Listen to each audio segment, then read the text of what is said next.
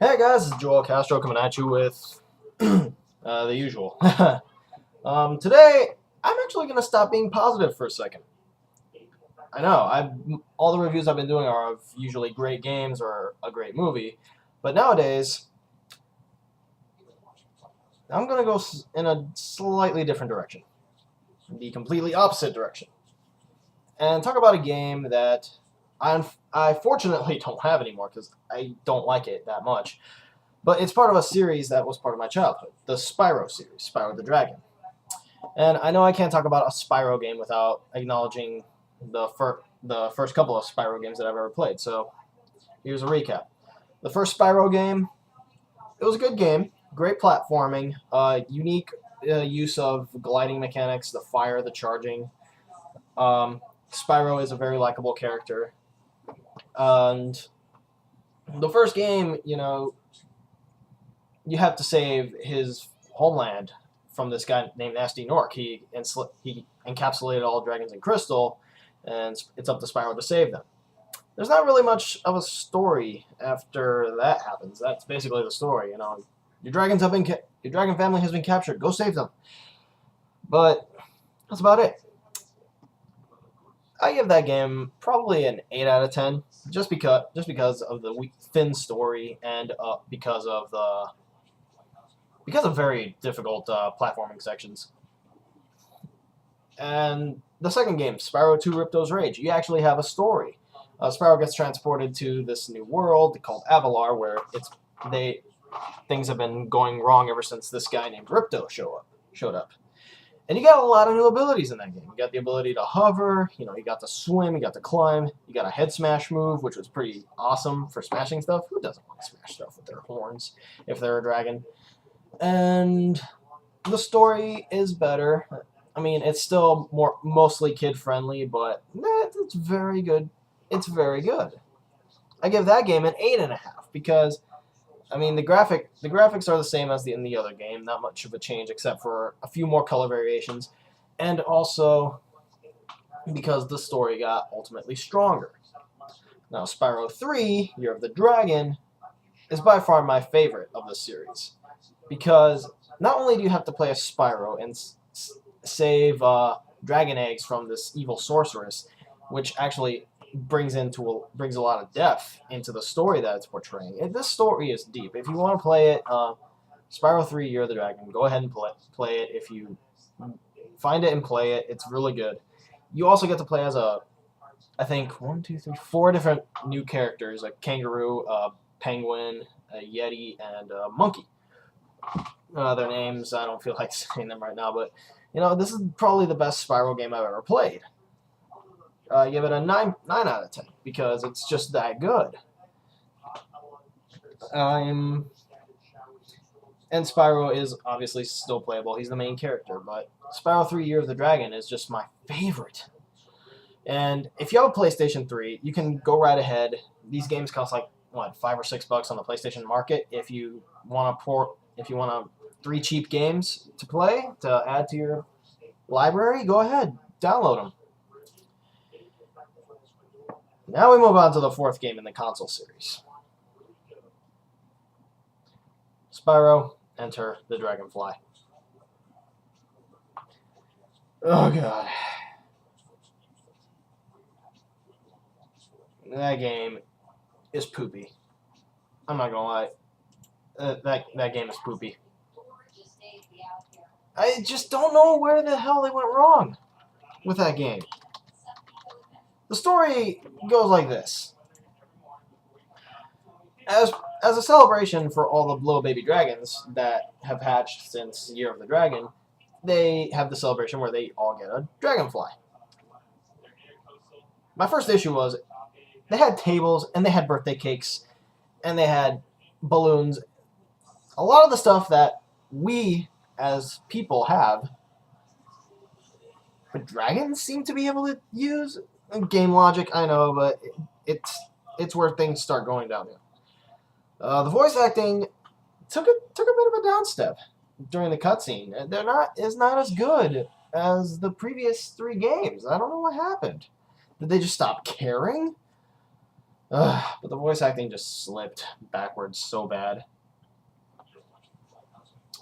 And the Dragonflies get kidnapped by Ripto, who somehow survived the events of Spyro 2 Ripto's Rage. He decides to kidnap all the Dragonflies because they are the source of Dragon's powers. If you know anything about Spyro, you know that Spyro's Dragonfly, is his health meter. And so if a dragon's without his Dragonfly, he's doomed. And it's up to Spyro now to capture all the Dragonflies. It's an okay story, I suppose, but things just went downhill after the cutscene was over.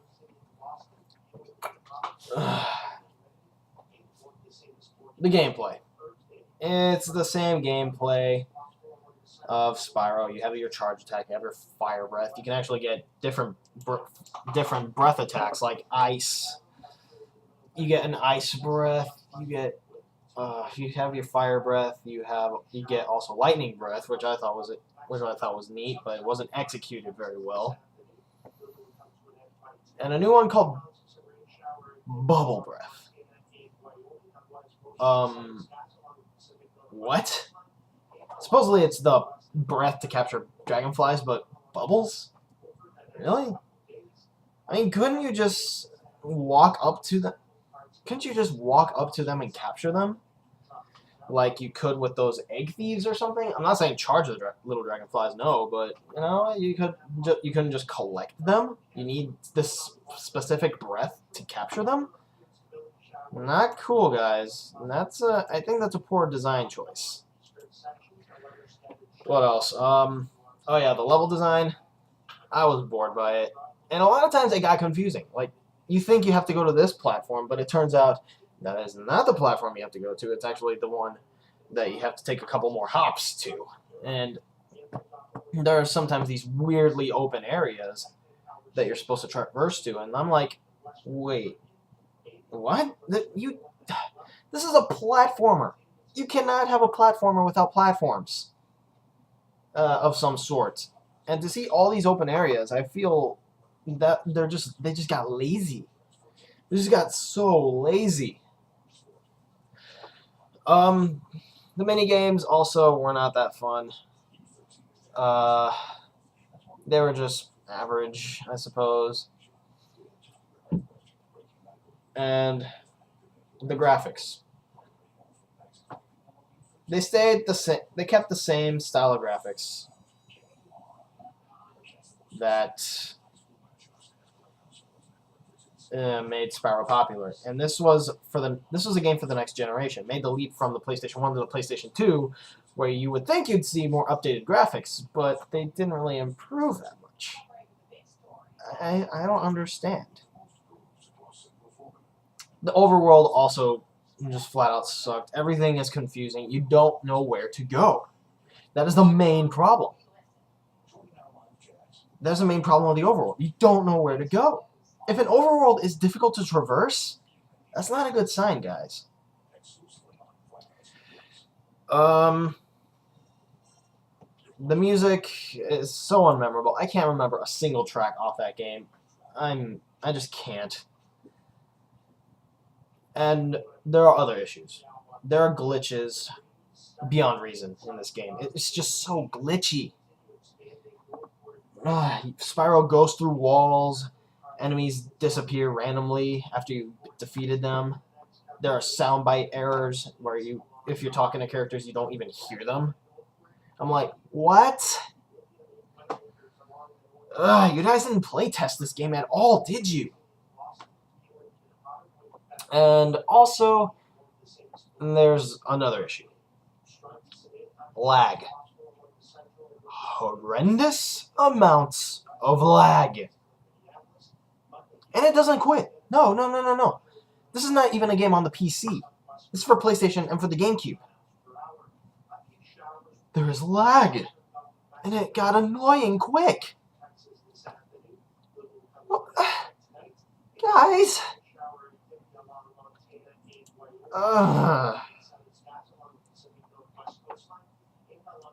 And I said the gameplay was the same as everything else. No, I just remembered something. The controls don't respond a lot of the time.